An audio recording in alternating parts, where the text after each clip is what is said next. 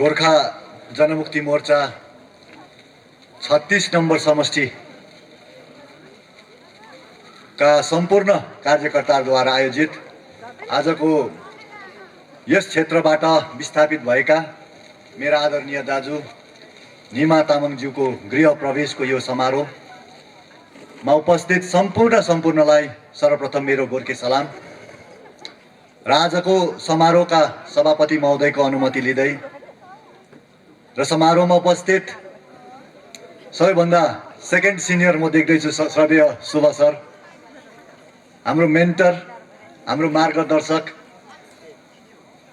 समालोचक, चिन्तक के शब्द लगाएर हामीले उहाँलाई वर्णन सायदै गर्दाखेरि पनि अपुग होला र उहाँलाई मैले भन्नुभन्दा अगाडि तपाईहरुले थप्पडी मारेर उहाँको प्रशंसा गर्नुभयो। यो नै उहाँको एउटा व्यक्तित्वको एउटा उहाँको व्यक्तित्वको एउटा तपाईहरुले सराहना गरिसक्नुभयो। तपाईहरुलाई धेरै धेरै धन्यवाद म टक्राउँदछु। र उपस्थित केन्द्रीय समितिका सदस्य श्रद्धेय विजय सुन्दासज्यू, अन्य नेतृत्ववृन्द, कोअर्डिनेटर्स, समष्टिका कोअर्डिनेटर्स, युवा मोर्चाका कोअर्डिनेटर, विस्थापित साथीहरू, दाजु अनिल लोकचनज्यू, बालकृष्ण थापाज्यू, भर्खरै मात्रै उपस्थित हाम्रो श्रद्धेय पप्पु दाजु, म उहाँलाई विशेष सम्बोधनमा राख्न चाहन्छु। र उपस्थित सबैमा मेरो फेरि एकचोटि म गोर्खे सलाम टक्राउँदछु, तपाईहरुलाई अभिवादन जनाउँदछु। 3-3.5 वर्षको विस्थापित जीवन बिताएर आज हामी घर फर्क्यौं। घर फर्किँदाखेरि जुन प्रकारको एउटा स्वागत समारोहहरू हुँदैछ, यहाँ अघि म बसिरहेको थिएँ, नाचगानहरू भयो, मलाई सपना जस्तो लागिरहेको थियो त्यो नाचगान हेर्दाखेरि। 3-3.5 वर्ष यस्तो एउटा समय बिताएर हामी फर्क्यौं। कुनै पनि दिनमा हामीलाई शान्ति थिएन। बिहान उठ्दादेखि सुत्दासम्म राति सपनामा पनि हामी घर फर्किन्छौँ कि फर्किँदैनौँ भन्ने कुराहरूले सताइरहेको हुन्थ्यो। किनभने यहाँको राजनैतिक परिवेश त्यस्तै थियो भने हामी माथि जुन प्रकारको केसेसहरू लागिएको थियो, त्यो केसेसहरूबाट मुक्त हुन कानुनी प्रक्रियाबाट सम्भव थिएन। यो कुरा हामीले महसुस गरिसकेका थियौँ।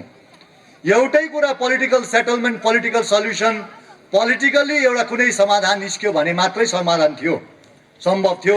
एउटै मात्र विकल्प हामीले सोचिरहेका थियौँ।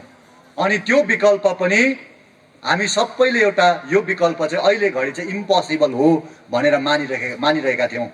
र त्यसले गर्दा हरेक पल एउटा चिन्तामा, हरेक पल अशान्तिमा बिताइरहेको मान्छेलाई आज अचानक खदामालाको थाकभित्र बस्दा अनि यसरी नाचगानको बिचमा बस्दाखेरि चाहिँ कता आफैलाई असजिलो महसुस गरिरहेका थियौँ।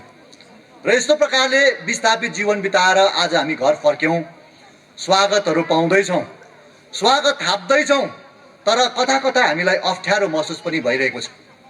सँगै यो आन्दोलनमा हिँडेका सहयात्रीहरू आज कालिम्पोङबाटै मात्र कुरा गर्नु हो भने 2 जना सहयात्री हामी माझमा छैन। हामीले उहाँहरूको योगदानलाई भुल्न हुँदैन। आजको दिन उहाँहरूलाई हामी यो खुसी मनाउँदै पनि उहाँहरूलाई स्मरण नगरी सक्दैनौँ। शहीद वरुण भुजेल अनि शहीद दावा भुटिया कालिम्पोङको मात्रै प्रसङ्गमा म कुरा गर्दैछु। बाँकी जिटिए क्षेत्र अर्का प्रस्तावित गोर्खाल्यान्ड क्षेत्रकै कुरा गर्नु हो भने हाम्रो 13 जना शहीदहरूले आफ्नो प्राण त्याग्नु पर्यो। त्यस्तै प्रकारले 17 को आन्दोलन पश्चात उत्पीडन पीडा नै सहेको कुरा गर्नु हो भने पहाडमा यस्ता कुनै व्यक्ति छैन जो चाहिँ स्वाभिमानमा बसेर पीडा नसही बसेको। डर धम्कीमा कम्प्रोमाइज गर्नेहरू अथवा बिकेर जानेहरू त बिकेर गए, तर जति पनि स्वाभिमानमा बाँच्न रुचाए सबैजनाले पीडा सहेर आएको छ। सबैजनाले केही न केही त्याग दिएकै छ। आज उहाँहरूलाई पनि हामी यो मञ्चबाट स्मरण गर्नुपर्छ। र आज यसरी तपाईहरुले स्वागत समारोह विशेष निमा दाजुको निम्ति गर्नुभयो र बजारमा आज एउटा भिन्नै एउटा वातावरण तयार भयो भन्दा हामी सायद त्यसमा दुई मत नहोला। हिजो स्ट्यान्डमा जुन प्रकारले एउटा लोभमा फसाएको समर्थकहरूलाई, एउटा डरमा राखिएको समर्थकहरूलाई, बार्गेनिङमा राखिएको समर्थकहरूलाई भेला गरेर जुन प्रकारले स्ट्यान्डमा जन्म देखाउने काम भयो, त्यो जनमतलाई आज तपाईँ र मेरो निस्वार्थ जनमतले एउटा मजाले उत्तर दिने काम गरेको छ। त्यस्तो आज हामी त्यो काममा हामी सफल भएका छौँ र त्यस्तो वातावरण आज सृष्टि भयो। र यस्तो प्रकारले स्वागतको निम्ति विस्थापित साथीहरूको, विस्थापित योद्धाहरूको स्वागतको निम्ति मानिसहरू यसरी जोडिरहेको छ। र यो जोडिनुमा अघि पूर्ववक्ताले पनि भन्दै थिए, यो जोडिनुमा सबैजनाको जुन चाहिँ योगदान छ त्यो योगदानको कारणले गर्दा हो। 19 को इलेक्सनमा डल्लै जिउ अर्कोपट्टि, टाउकोदेखि खुट्टासम्म अर्कोपट्टि, तर अन्तिम दिन भोट हाल्ने दिन चाहिँ औँला चाहिँ हाम्रोपट्टि दिएको कारणले गर्दा जुन जनमत गोर्खा जनमुक्ति मोर्चाको पक्षमा 4.5 लाख भन्दा बेसी जनमतले जित्ने हाम्रो जुन एउटा सङ्ख्या हामीले पायौँ, जनमत पायौँ, त्यसको आधारमा आज यो सम्पूर्ण कुरा सम्भव भएर आएको हो। ममता ब्यानर्जी सरकारलाई नत्र कुनै खसखस थिएन, उनीहरूलाई उनीहरूले मजाले भर पर्नु सक्ने यहाँको नेताहरू पाइरहेको थियो। मजाले उनीहरूले भर पर्नु सक्थ्यो, किनभने जातिलाई गद्दार गर्ने मान्छेहरू थियो। त्यो जातिलाई गद्दार गर्ने मान्छेहरूले अब फेरि सेकेन्डपल्ट गोर्खाल्यान्ड भएर भनेर आन्दोलनमा निस्किन्छ भनेर कसैले पनि पत्याउँदैन थियो। यो मान्छेहरूले त आन्दोलनमा निस्किने कुरै थिएन। त्यस्तो उनीहरूको एउटा विश्वासिलो समर्थकहरू उहाँहरूसँग थियो। तर पनि उहाँहरूलाई आज नपत्याएर हाम्रो समर्थन ममता ब्यानर्जीलाई लिनु पनि आज ममता ब्यानर्जी सरकारलाई बाध्य भयो। किनभने नर्थ बेङ्गलमा 28 वटा सिटमा हाम्रो अलिकति भए पनि त्यहाँनिर हामी फ्याक्टर हुँदो रहेछौँ। अनि त्यो 28 वटा सिटमा आजको एसेसमेन्टले भन्दैछ नर्थ बेङ्गलमा 90% सिट चाहिँ बिजेपीले लान्छ भन्ने एसेसमेन्ट चाहिँ बङ्गाल सरकारले 5 पल्ट सर्वे गरेर निकालेको रिपोर्ट रहेछ। अनि यो परिस्थितिमा तृणमूलले कसरी त अब यो विधानसभा इलेक्सनमा जित्ने ठुलो प्रश्न चिन्ह उहाँहरूलाई आइपरेको थियो। ठुलो सङ्कट आइपरेको समयमा विमल गुरुङ फ्याक्टरमा त यस्तो फ्याक्टर जुन चाहिँ कारणले गर्दा 28 वटा सिट मध्येमा धेरैवटा सिटमा चाहिँ विमल गुरुङको समर्थनले जित हासिल गर्न सक्छ भन्ने अनुमान सरकारलाई हुँदाखेरि आजको दिन ममता सरकार र हाम्रो बिचमा एउटा एलायन्स हुन सम्भव भएर आएको हो। र यसको निम्ति सम्पूर्ण गोर्खे जमात, गोर्खे सन्तान जसले चाहिँ गोर्खाल्यान्ड मुद्दालाई सिरोपर गरेर आत्मसात गरेर अहिलेसम्म बसेका छन्, अनि समयमा आवश्यक समयमा जनमत दिएर आएका छन्, उहाँहरू सबैलाई हामी धन्यवाद दिन चाहन्छौँ विस्थापितहरूको पक्षबाट। र आज हामी 3 वर्ष विस्थापित भएर आयौँ, यत्रो पीडा सहेर आयौँ। यहाँका जनताले धेरैभन्दा धेरै पीडाहरू सहे, जेलबन्दी भए, धेरै केस लागे, घरमा थ्रेटनिङ भयो, कुड्की भयो, विभिन्न प्रकारको प्रताडना सहनु पर्यो। किन सहनु पर्यो भन्दा 2017 को आन्दोलन, 2017 को आन्दोलनलाई कुरा नगरी यहाँनिर प्रसङ्गमा उठ्छ यो कुरा गर्नै पर्छ। हुन त हामीले चर्चा गर्नुपर्ने व्यक्तित्वहरू चाहिँ होइन उनीहरू। 2 व्यक्तिहरू, म त हिजो पनि भन्दै थिएँ, कर्मचारी पार्टी हो। सरकारले नियुक्ति दिएर सरकारले चौकी दिँदाखेरि मात्रै उनीहरूको सङ्गठन बनिएको हो। सङ्गठन यदि सरकारले चौकी नदिकन लो तिमीहरू सङ्गठन गर भनेर पैसा मात्रै दिएर भए पनि छोडिदिँदाखेरि पनि सङ्गठन गर्नु नसक्ने त्यस्तो खालको क्षमताको, दक्षताको मान्छेहरू हो तिनीहरू। आज उनीहरूको चर्चा गर्न हाम्रो समय नष्ट हो। त्यसले गर्दाखेरि नै अस्ति अध्यक्ष महोदयले कालिम्पोङको जनसभामा एकैपल्ट पनि उहाँहरूको नाम लिनु भएन। हामी अध्यक्षले सिद्धान्तको कुरा गर्नुभयो, मुद्दाको कुरा गर्नुभयो, हाम्रो मुद्दाको अवस्थाको कुरा गर्नुभयो, मुद्दालाई कहाँनिर हामीलाई सजिलो भयो, कहाँ अप्ठ्यारो भयो त्यो कुरा गर्नुभयो, हामीलाई कहाँनिर धोका भयो त्यो कुरा गर्नुभयो। हामी साँच्चै नै गोर्खा जनमुक्ति मोर्चा 2007 सालदेखि नै गोर्खाल्यान्डलाई अघि बढाउँदै आएका हौँ।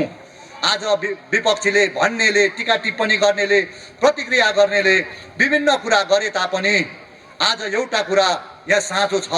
सत्य कुरा के छ भने गोर्खा जनमुक्ति मोर्चाकै कारणले गर्दा बङ्गालको विधानसभाभित्र गोर्खाल्यान्ड शब्द भएको एउटा व्यवस्थाको नाम आज त्यहाँनिर पारित भएर बसेको छ। गोर्खाल्यान्ड टेरिटोरियल एडमिनिस्ट्रेसन, यहाँनिर गोर्खाल्यान्ड शब्द लगाइवरिकन त्यो विधानसभाबाट पास भएको एउटा बिल हो।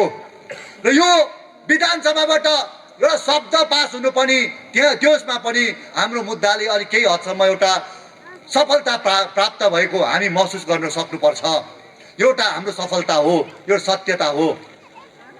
त्यस पछाडि भारतीय जनता पार्टीको मेनिफेस्टोभित्र हाम्रो मुद्दाले जग्गा पाउनु त्यो पनि एउटा हाम्रो राजनीतिक सफलता हो। बेशक उहाँले हामीलाई धोका दिएको छ, हामीलाई लोलोपोतोमा भुलभुलैयामा राखेर अहिलेसम्म केवल हामीलाई हुन्छैमा टाढेर राखेको हो। यद्यपि उहाँको इलेक्सन मेनिफेस्टोमा पस्नु भनेको राष्ट्रिय स्तरमा हाम्रो मुद्दाले एउटा स्थान पाउनु हो। आज त्यहाँनिर पनि हामीले सफलता पाएका छौँ र अध्यक्ष महोदयको नेतृत्वमा यो मुद्दालाई केही हदसम्म भए तापनि स्टेप वाइज अगाडि बढाउने काम आइरहेको छ। र आज 3-3.5 वर्ष विस्थापित भएका थियौँ भने हामी गोर्खाल्यान्डकै लागि विस्थापित भएका थियौँ र आज फर्केर आएका छौँ भने हामीले गोर्खाल्यान्ड भुलेर आएका छैनौँ, गोर्खाल्यान्ड भन्दै नै आएका छौँ।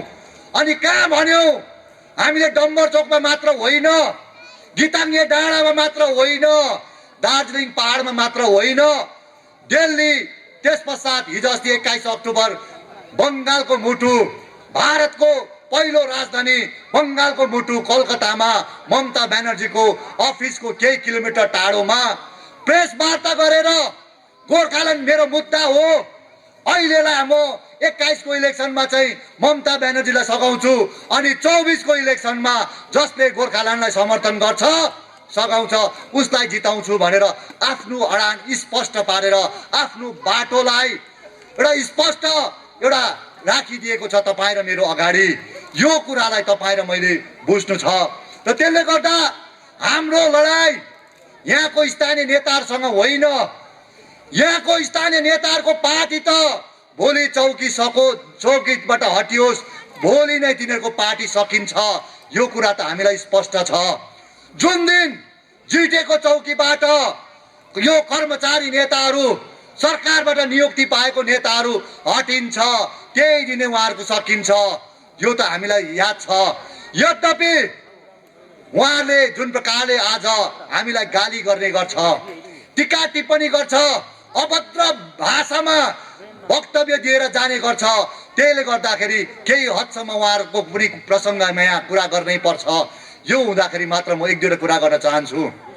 जुन प्रकारले 17 को इलेक्सन आन्दोलन भएको थियो, 17 मा यो एउटा सुनियोजित षड्यन्त्र थियो।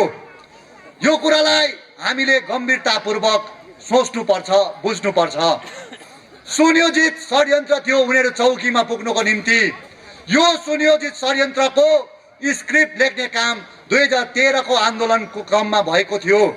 जेलमा हुँदाखेरि कतिपय साथीहरूले कुरा गर्छ, त्यहाँनिर विनय तामाङ, अनित थापा, सतीश, मुन्ना सिंहजीहरू पक्रेको समयमा त्यति बेला हाम्रो श्रद्धेय निमा दाजु पनि त्यहाँ हुनुहुन्थ्यो।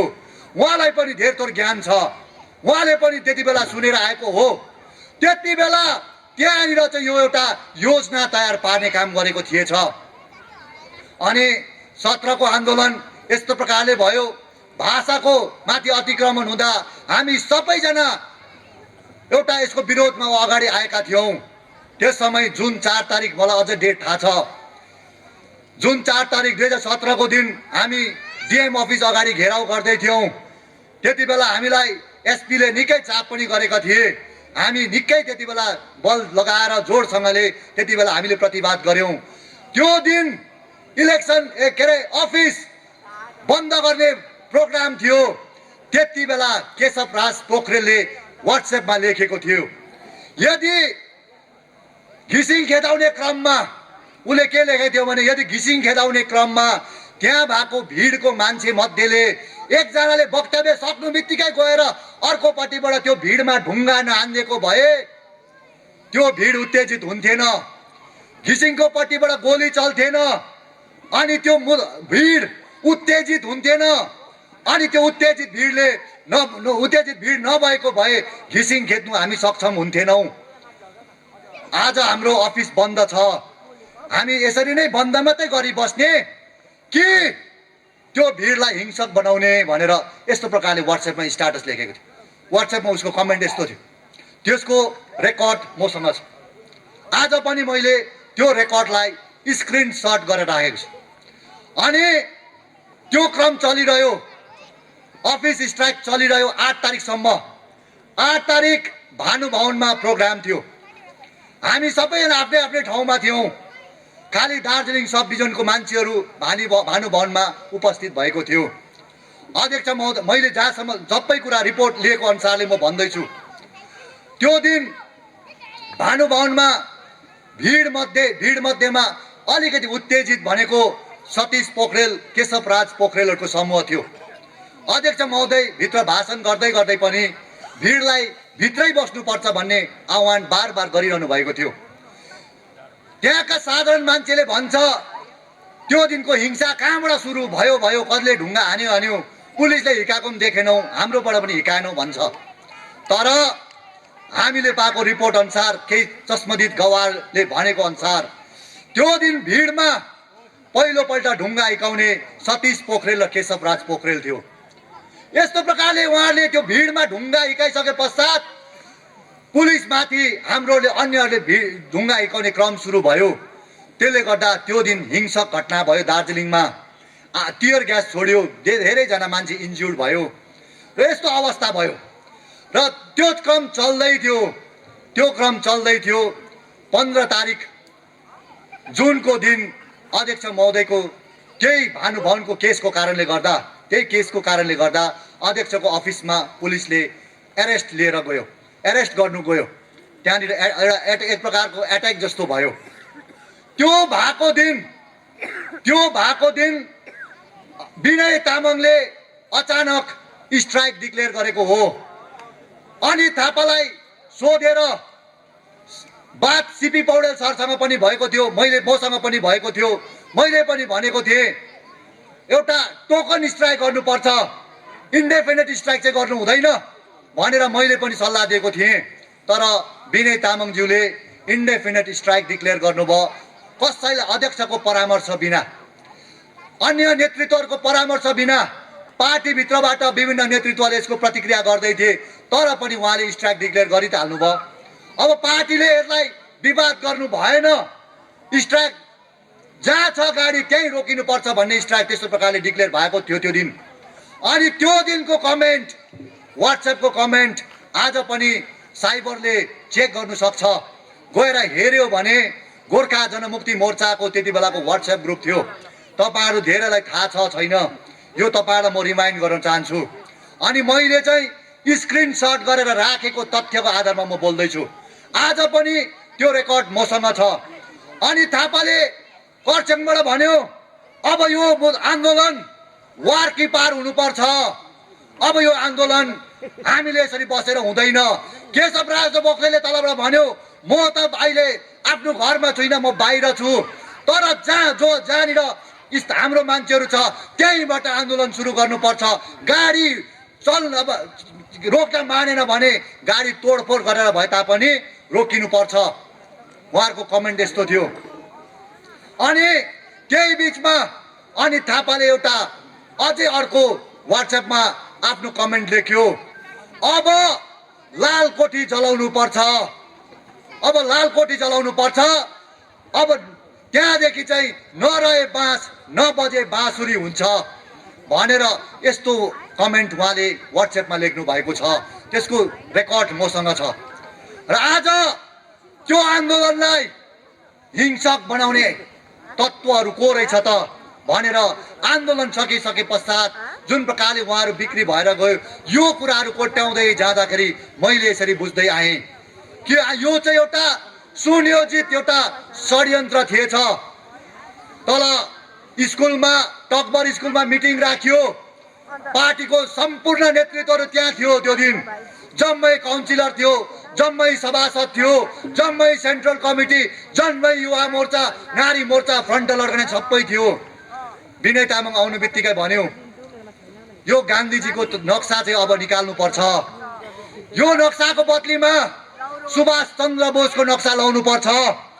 अब यो आन्दोलन कलमले हुँदैन, यो आन्दोलन फलामले मात्र हुन्छ भनेर त्यस्तो प्रकारले त्यो हाम्रो कार्यकर्तालाई हिंसक बाटोमा उत्तेजित पार्ने त्यो प्रकारको षड्यन्त्रहरू त्यहाँ रचिएको थियो र समय बित्दै गयो, आन्दोलनले अलिक अन्य टर्न लिँदै गयो, कतिवटा ठाउँमा तोडफोड भयो, बिस्तारै फ्रस्ट्रेटेड त्यो समूहले, भिडले यहाँनिर विभिन्न प्रकारको हिंसक काण्डहरू पनि भयो र आज त्यो काण्डहरूको दोष अध्यक्ष विमल गुरुङलाई लाग्यो, हामीलाई लाग्यो। आज त्यो दोष अनित थापालाई लागेन, विनय तामाङलाई लाग्यो एक दुईवटा केस, तर पनि उहाँहरू बिक्री भइसके पश्चात उहाँहरूले त्यहाँनिर छुटकारा पायो। तर अचम्मको कुरा के छ भने त्यत्रो आन्दोलन भयो, खरसाङमा त्यत्रो अफिसहरू जलायो, गाडीहरू तोडफोड भयो। अहिले रेकर्ड पल्टाएर हेर्न सक्नुहुन्छ, खरसाङको जम्मै नेताहरूको अगेन्स्टमा थुप्रै केस छ। अहिले पनि 2 मा हुने नेताहरूको पनि बेल भएको छैन। अनुज थापा जसले धेरै सोसियल मिडियामा बोल्छ, त्यो मान्छेको एगेन्स्टमा पनि थुप्रै केसहरू, लक्षेप्रै केसहरू बेल नभई बसिरहेको छ। तर अनित थापाको नाममा एउटै पनि केस छैन, एउटै पनि केस रेकर्ड भएन। कसरी? यहाँबाट हामीले पछाडिबाट यो कुराहरू जान्दै गर्दाखेरि चाहिँ हामीलाई अनुमान भयो, हामीले बुझ्यौँ त्यो आन्दोलन 2013 मा लेखिएको स्क्रिप्ट अनुसारले एउटा षड्यन्त्रपूर्वक उत्तेजित बनाएर हाम्रो मान्छेलाई, हाम्रो नेतालाई यो जग्गाबाट विच्छेद गर्ने अनि सकेसम्म यहाँबाट हत्या नै गरेर उसलाई नाम निशान नै मेटाउने अनि चौकीमा चाहिँ उनीहरू बस्ने त्यो प्रकारको षड्यन्त्र पो भएको थिएछ। यो कुरा आज मैले तपाईहरुलाई बचाउन चाहेको यो एउटा गम्भीर कुरा छ। हुन त आजको दिनमा यो प्रासंगिक कुरा नहोला, तर आज उहाँले भन्ने गर्छ 17 को आन्दोलन विमल गुरुङले बिगारेको आन्दोलन, विमल गुरुङले अर्कै दिशा लिएको कारणले गर्दा हामीले यसलाई शान्ति पार्नु खोजेको हो, पहाडलाई नर्मल पार्नु खोजेको हो। हामीले गलत दिशामा जाँदै गरेको आन्दोलनलाई एउटा सही दिशा दिन खोजेको भनेर विभिन्न आरोप लाउने गर्छ। त्यसले गर्दा त्यसको उत्तर दिनुको निम्ति आज मैले यो कुरा स्पष्टीकरण तपाईहरुलाई दिनको निम्ति यो कुरा तपाईहरुलाई मैले बताउन चाहेको हो। अध्यक्ष विमल गुरुङले 17 को आन्दोलनमा कुनै प्रोग्राम फ्याँकेन है, यो कुरा तपाईहरुलाई सायद थाहा होला। उहाँको अफिसमा एट्याक भइसके पश्चात उहाँ त्यहाँदेखि अर्को गाउँ हुँदै बिस्तारै बिस्तारै के अरे गुप्तवासतिर उहाँहरू जानुपर्ने स्थिति आयो। अन्तमा एन्काउन्टर गर्नेसम्म स्थिति उहाँमाथि आइपर्यो। हामी 1 तारिक सेप्टेम्बर नाम्चीको मिटिङमा गएका थियौँ। त्यो मिटिङ किन गर्नु पर्यो त? त्यो मिटिङ किन गर्नु पर्यो यो पनि तपाईहरुलाई म रिमाइन्ड गर्न चाहन्छु। विनय तामाङ र अनित थापाले कलकत्ता गएर हुन त त्यो दिन अल पार्टी मिटिङ एटेन्ड गरेको थियो, तर त्यो दिन बेलुका राति 1 बजीसम्म अरू विश्वासको घरमा उहाँहरू बसेको थियो। त्यो बसिसके पश्चात आएर चाहिँ जुन प्रकारले जनआन्दोलनले अगाडि बढाइरहेको स्ट्राइकलाई अचानक कसैको परामर्श बिना त्यो आन्दोलनलाई स्ट्राइक विथड्र गर्ने जुन निर्णय लियो, त्यसले गर्दा आन्दोलन बितोलिने स्थिति सृजना हुँदाखेरि 1 तारिकको सेप्टेम्बर 2017 को दिन नाम्चीमा मिटिङ राख्नुपर्ने स्थिति आएको हो। अनि त्यही मिटिङको कारणले गर्दा, त्यही परिस्थितिको कारणले गर्दा पेदुङ निवासी शहीद दवा भुटिया आज शहीद भएर जानुपर्ने परेको हो। यस्तो प्रकारले आज यहाँनिर शहीद भएको छ भने तपाईँ र मैले पीडा उत्पीडन सहनु परेको छ भने यो प्रकारको एउटा उनीहरूले गरेको सुनियोजित पहिलेबाट स्क्रिप्ट लेखिएको एउटा षड्यन्त्रको कारणले गर्दा हो। यो कुरा तपाईहरुलाई मैले बुझाउन खोजेको हो। र आज आएर नयाँ सोच, नयाँ विचार, परिवर्तन इत्यादि कुरा गर्छ अनि नयाँ सोचको नयाँ विचारको भाषणमा चाहिँ अरूलाई धम्काउने, डर देखाउने वक्तव्यहरू दिएर जान्छ। रिङ कोरेर खेल्नुपर्छ भन्ने कुराहरू गरेर जान्छ। यहाँबाट गइसकेको भिडलाई उत्तेजित पारेर गाउँमा गएर कसैको घर भत्काउने, कसैको आमामाथि हात लाउने, कसैको स्वास्नीमाथि हात लाउने त्यो खालको कार्यकर्ताहरूलाई मेन्टली प्रिपेयर गरेर पठाउँछ अनि त्यस्तो काम हुन्छ। अनि त्यस्तै समर्थकहरूले बिचबाट त्यस्तै समर्थकको बिचबाट कसैले दाजु बहिनीको भिडियोलाई अश्लील रूपमा प्रस्तुत गर्न खोज्छ, त्यो पनि सामाजिक सञ्जालमा कस्तो खालको नयाँ सोच, कस्तो खालको नयाँ विचार, कस्तो खालको परिवर्तनको कुरा, आज यो कुरा तपाईँ र मैले बुझ्नुपर्ने कुरा हो। र त्यसले गर्दाखेरि आगामी दिनमा अहिलेसम्म त अब हाम्रो गोर्खा जनमुक्ति मोर्चा पार्टीको अध्यक्षको नेतृत्वको यो पार्टीको हाम्रो कुनै कार्यक्रम भएको छैन।